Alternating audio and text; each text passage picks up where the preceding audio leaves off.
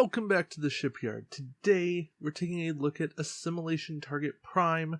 This is the grand prize ship from the Collective OP, and arguably one of the most expensive pieces on the secondary market now. Is it worth it? Well, hopefully this review will help you figure that out. Alright, two named ships here. First, Assimilation Target Prime. Borg and Mirror faction. 30 points, 5154. Evade, target lock, scan, regenerate. No battle station because it's Borg. Giving Borg battle stations apparently is bad. And no. One crew, 2 weapons, 1 tech, 1 Borg. That's okay. An action, spend 1 drone token to repair 1 damage to your hull or shields. I guess. 90 arcs, terrible maneuver dial, 30 points, just, no. No, not doing that. I'm willing to pay 8 more points for a generic sphere and be good with it. As far as a mirror ship goes, it's okay.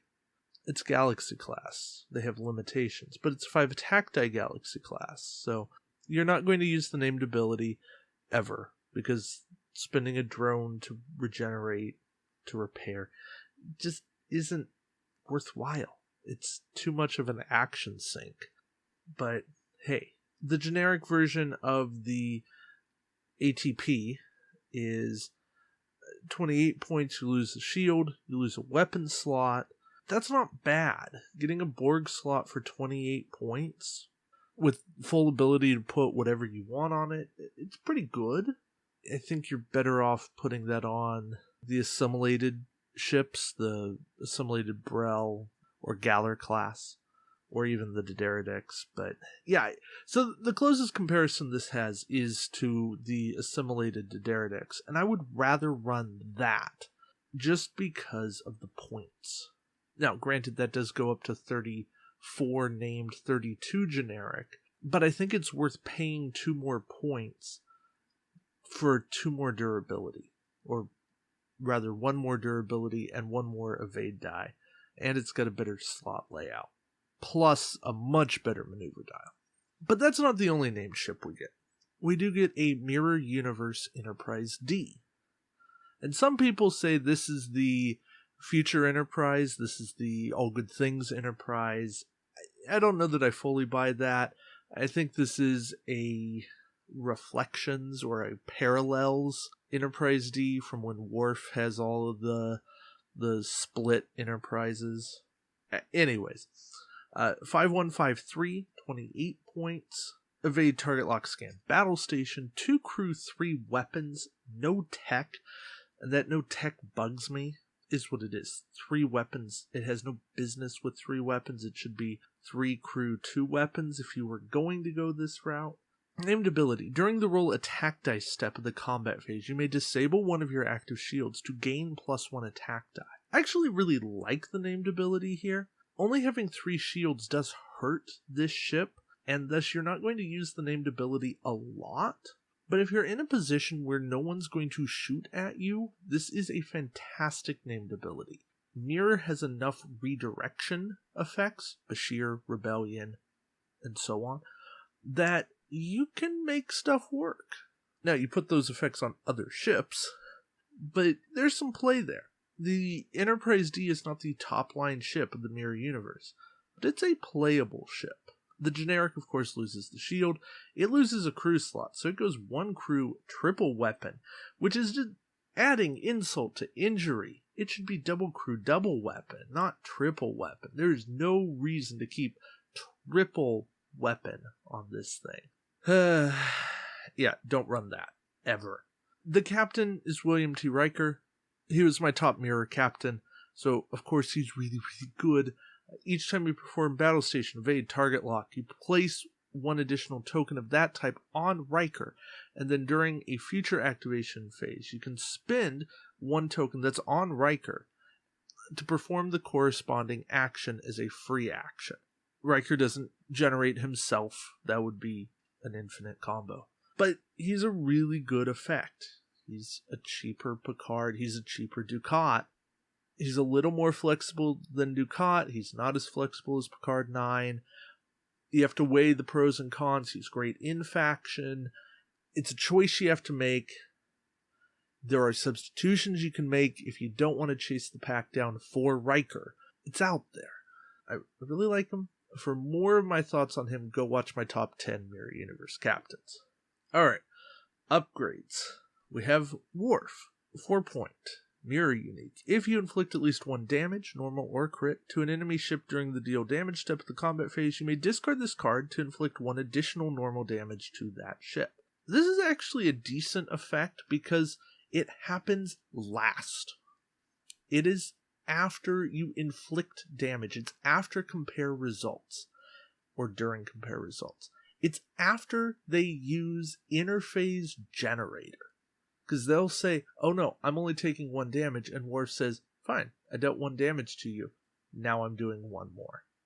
That can make a difference. Something to think about. Biogenic Weapon. This is a weird card. It is a Borg and weapon upgrade. It requires both of those slots. It is essentially a secondary weapon. It's an 8-point card, and it gives you 7 dice at range 2 to 3. So you spin a target lock, you discard the card, and in addition to normal damage, the opposing ship has to discard a crew of its choice for each damage you inflict to the ship's hull, max of 2. Then you add a drone token to your captain for each crew that you discard up to your starting number. So this is one of the passive ways to get drone tokens back. Is that worth 8 points? I don't know. But being able to get rid of crew is pretty good. And most people don't have a lot of bonus crew just hanging around to take a big hit. 7 dice is not insignificant.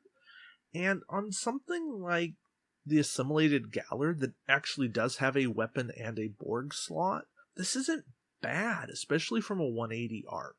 I don't like this on the Enterprise, I don't like this on the Klingon, and I don't like this on the Romulan, but there's a thought.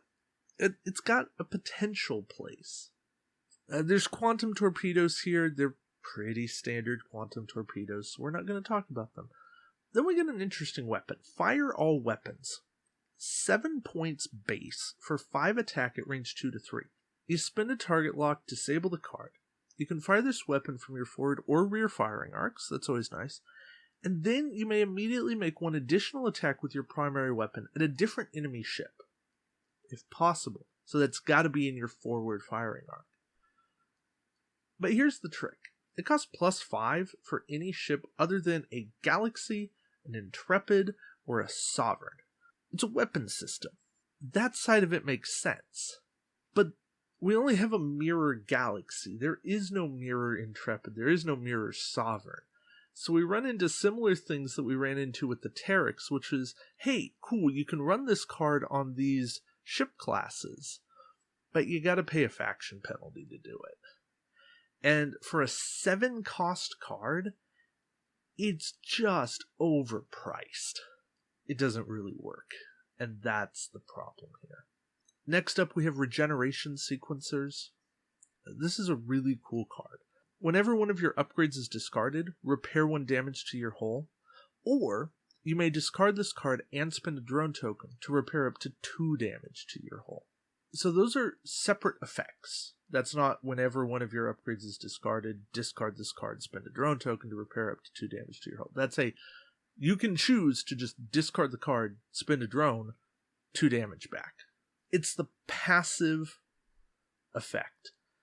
It is something's gone, damage back. And I have made some really good use of this. I have made really good use of running 2 of these on the same ship because they are unique cards, so you can trigger both of them at the same time. That gets a little ridiculous. If somebody doesn't kill you, you're just repairing hull damage all day long. There's a lot of good there. It's a little pricey, but it's a cool card. It's not something I'd run in hyper-competitive situations, but is a fun card to mess around with, yeah. And it's certainly a card you could proxy in a fun game to say, oh yeah, I've got Regeneration Sequencers on there. Alright, last card in this pack, and the card that is fun, is We Won't Go Back! It's a talent. It's not even a very good talent. If your ship, its captain, or any of its upgrades are targeted by an upgrade on an enemy ship, you may discard this card before that upgrade takes effect to immediately make one free attack against that ship, if possible. If the enemy ship is destroyed by this free attack, the enemy upgrade does not take effect. It's a free attack. It's a theme of Mirror. It's free attacks, bonus attacks. Let me do more with what's going on. And more so, let me try to attack early. Mirror Universe is a lot of fun. This pack is a lot of fun. And, oh boy, the memories I have with We Won't Go Back and State of the Federation are really good memories. Alright, overall, the upgrades on this pack are not great. Regeneration Sequencers is probably the best of this whole lot. And that's not saying a whole lot. The captain is great. Riker's the best card in this pack. But he's not better than Picard. He's not better than Dukat. He's different than Dukat. But he's not better. And the ships are not fantastic. The model, that's what's cool. But a skilled painter can give you that effect. A skilled painter can put a Borg effect on a Galaxy-class ship. Unless you're a completionist. And I understand some of you are completionists. There's no reason to go pay $100+ US for this pack on eBay. It's cool. I admit, it's cool. But it's not the be-all, end-all. You are better off buying 8 to 10 retail expansions and enjoying those for that same amount of money. Be smart about what you're putting into the game. Still, Assimilation Target Prime is a cool pack. I'm certainly glad I have one, too. But I also worked hard and I won them. Take it for what it's worth. It's out there. Please, people, can we see the secondary market on this go down a little bit? Alright. Maybe on a note of common sense. That's me. Thank you guys for watching, and until next time, we'll see you around the shipyard. Take care.